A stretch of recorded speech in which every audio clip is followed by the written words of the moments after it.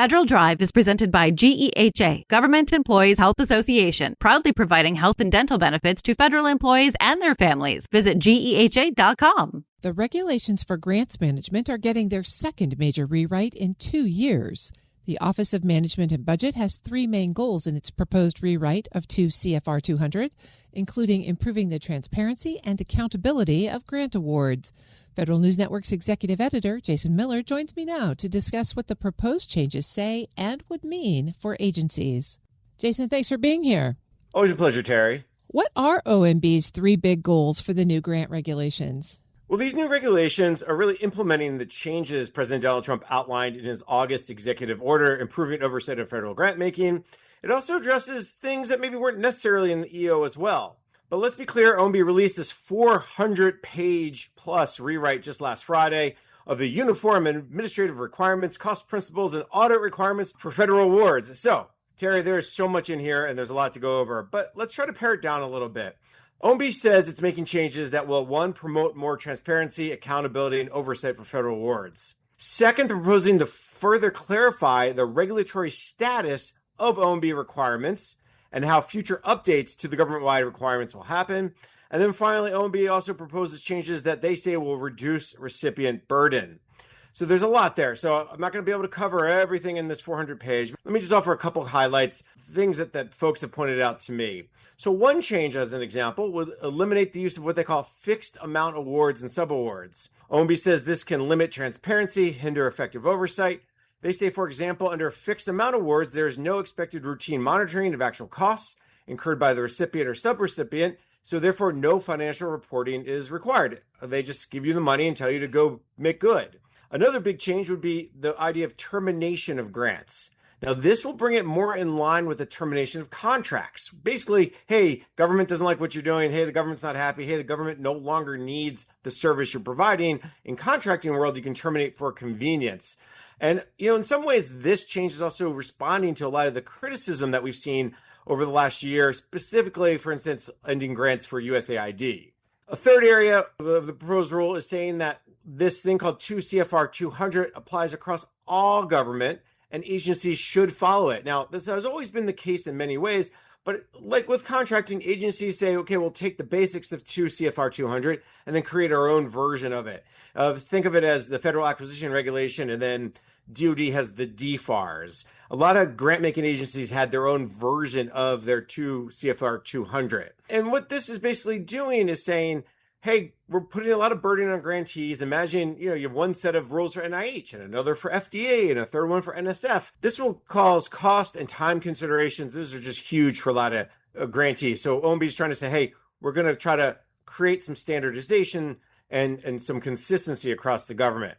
A final change I'll highlight is really would put a political appointee really at the center of a lot of discretionary grant decisions. Now, OMB wrote that federal agency heads must designate one or more senior political appointees to conduct a pre-issuance review of all discretionary awards.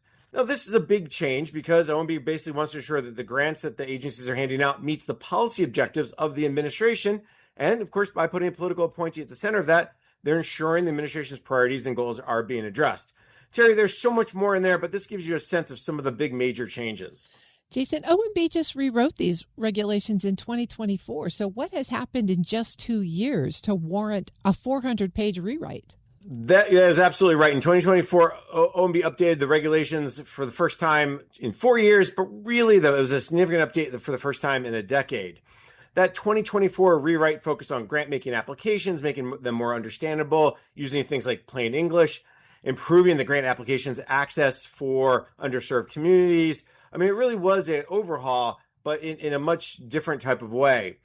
The Trump administration says this rewrite really is doing what the Biden administration went too far with. Diversity, equity, inclusion, all these quote-unquote woke ideas that seeped into grant making.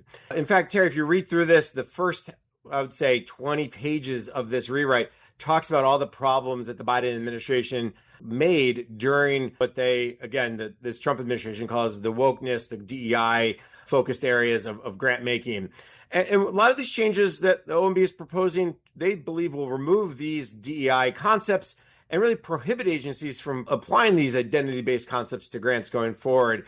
It's a very interesting and really, I have to give OMB credit, plain English approach to the changes. Again, whether you agree with them or not, that's not our place to say, but at least they make it understandable about what direction they want to go in. And what kind of hot takes are you hearing from the private sector and former feds who've perused this 400-page document?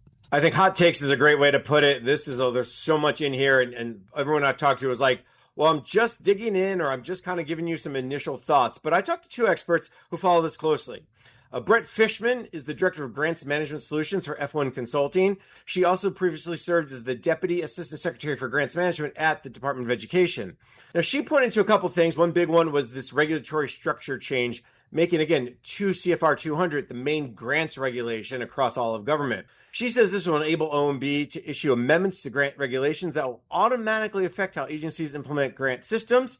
She says future OMB issuance of grant regulations on behalf of federal grant making may reduce administrative burden on agencies as well as recipients, and of course minimize the implementation differences among agencies. One risk, she says, however, is this approach for OMB to update and issue these grant regulations on behalf of all agencies is that it may not afford the agencies who make the grants to assess the regulatory changes relative to their authorizing statutes.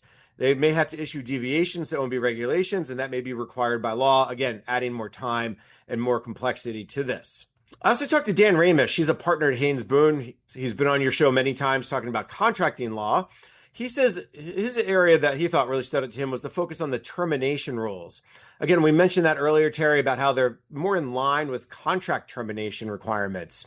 He says there's been a history of this uniform guidance in trying to revise termination provisions. They were first expanded under the first Trump administration.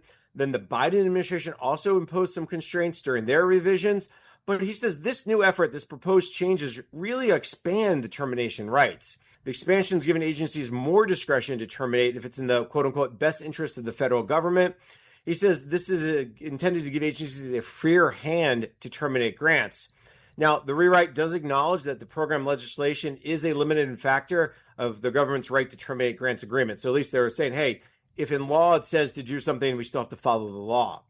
Ramish says, however, if you look at all the pieces, the political reviews, the restrictions on some types of awards based on the administration's policy, and now these termination provisions, it's clear OMB wants to have more control over where grants go.